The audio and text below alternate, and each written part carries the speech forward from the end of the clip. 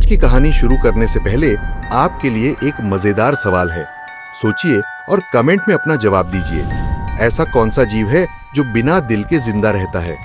सही उत्तर वीडियो के अंत में मिलेगा, तो पूरा वीडियो ध्यान से देखिए और जवाब जरूर दीजिए। और हाँ, अगर आपने अब तक हमारे चैनल सनातनी सोल को सब्सक्राइब नहीं किया है तो इसे अभी कर लें, ताकि आपको ऐसी और भी दिलचस्प कहानियां मिलती रहे। अब हम आज की हास्यपूर्ण और रोचक कहानी की ओर बढ़ते हैं। एक कंजूस जिससे भगवान भी हार गए। कहानी एक बेहद कंजूस व्यक्ति की है जिसका नाम था दानचंद। उसके पास धन दौलत की कोई कमी नहीं थी, लेकिन उसने जिंदगी में कभी किसी को दान नहीं किया। उसका मानना था कि दुनिया में उसका छोटा सा दान किसी काम का नहीं।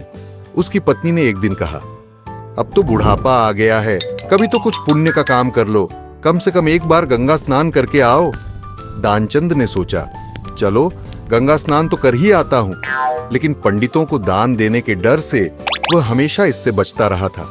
इस बार उसने सोचा कि मुर्दा घाट जाकर स्नान करेगा, ताकि वहां कोई पंडित न मिले।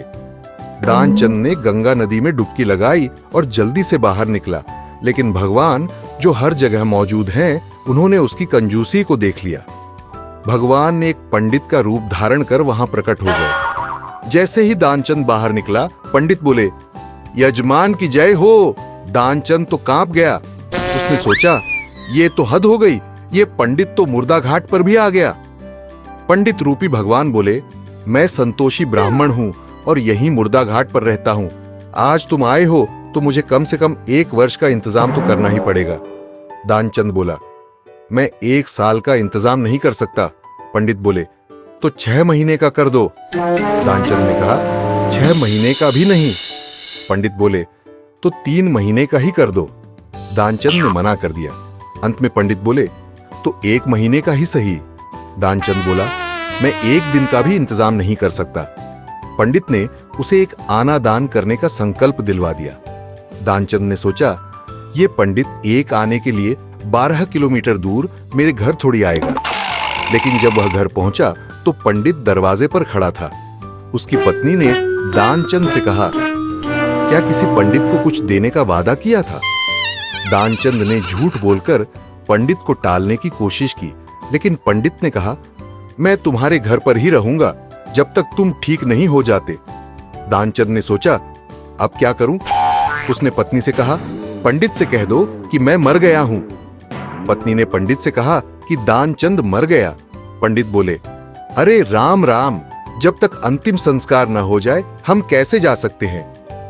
गांव वालों ने भी मान लिया कि दानचंद मर गया है। दानचंद अपनी कंजूसी में इतना फंस गया था कि सांस रोककर मुर्दा बनकर पड़ा रहा। अंतिम संस्कार की तैयारी होने लगी और लकड़ियों पर उसे लिटा दिया गया। तभी पंडित रूपी भगवान बोले, ये हमारे यजमान हैं, हमें इनके कान में मंत्र फूंकने दो।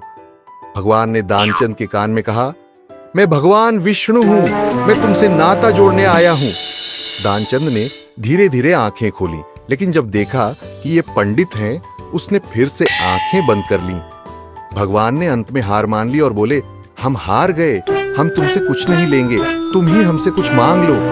दानचंद धीरे से बोला, बस वो खाना छोड़ दो। भगवान हंसते हुए वहां से चले गए।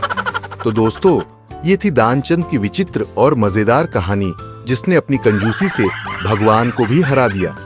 अब बारी है उस सवाल के जवाब की जो हमने वीडियो की शुरुआत में पूछा था। सही जवाब है केचुआ। जी हाँ, केचुआ बिना दिल के भी जिंदा रह सकता है।